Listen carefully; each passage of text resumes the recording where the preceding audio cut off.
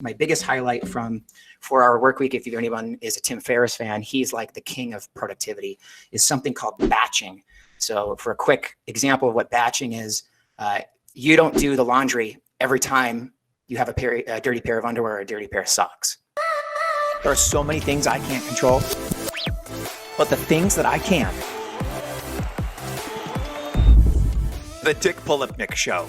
I've got a list here of actual software tools and URLs that you can use, and then also kind of some methodology tools that aren't something that's hard code, but more of a way of working. So obviously, right now we're on Google Hangouts. I'm a huge Zoom fan, and just 2 days ago, and I know that we're not supposed to plug Google Calendar, but Google Calendar has so many more features than you probably realize. I thought that I was a Google Calendar freak because I used it way more than everybody else. In fact, I'll show you what my calendar looks like.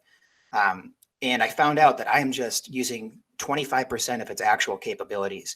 So I've got everything color coded, and every day has different activities. You know what I mean? It's really insane. Like hour by hour, I'm working on something different, and that's what's keeping me accountable. But just 2 days ago, I integrated it with Zoom. So that way it's shaving off, let's say 2-3 minutes every time I want to schedule something, schedule a Zoom call with someone. And that 2 to 3 minutes, especially now when, people like us are scheduling Zoom calls several times a day, that 2 to 3 minutes per call, that's an hour of time every day that I'm saving. That's 5 hours out of a work week. That's a lot of time throughout a month. So just those tiny little integrations, taking the 20 minutes to integrate Google Calendar with your life more, with the tools you're already using. Another one I use a ton is Trello. I know that's a big part of Prime when I went. And Trello has so many more features than you probably realize. There's Butler, which has hundreds of different tools that you can integrate it with. So that way, when you can click a button and it'll create a comment for you. It'll mark it as complete. It'll move columns for you, and then it'll trigger a HubSpot animation to automatically send an email to your supervisor, letting them know, or the client, letting them know that this particular task in your Scrum workflow is complete. And then just taking the time to set up those integrations will save you hours throughout the work week. And I mean, that's tangible time that you can use towards go take your dog for a walk. As long as you're getting the same amount of work done that you need to be getting done, as your scope of work is being complete, you can either take that as leisure time, or you can tackle, get ahead and start pecking away at the backlog, right? So those are some things that I encourage everybody to do, is just take an hour tonight immediately afterwards. If you've got 20 minutes after the hangout today, take 20 minutes, look at Google Calendar, go to YouTube and say advanced Google Calendar features, and then take action on one of them. And then the two methodologies, I'm a book freak. I don't know if you guys can see my bookshelf back here, but so two things here. Flow, if you've ever heard of Flow, it talks about deep work and how to kind of take those productivity timer challenges and saying that when you're working, you're getting deep work done, and you enter what's called a state of flow. And this book talks about it, but it's just kind of a high level summary is making that mental separation of what we're talking about is when you're enjoying time, in the kitchen, making a snack. I made myself iced coffee the other day because I felt like I missed iced coffee. So I took a bag and then I was crushing it with a hammer, because I don't have a blender.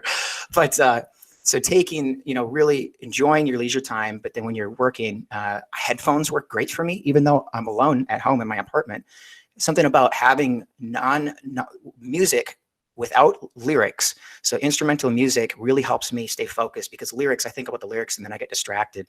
So having headphones on just kind of cancels out the neighbors above me and the neighbors on all sides, because I live in an apartment building.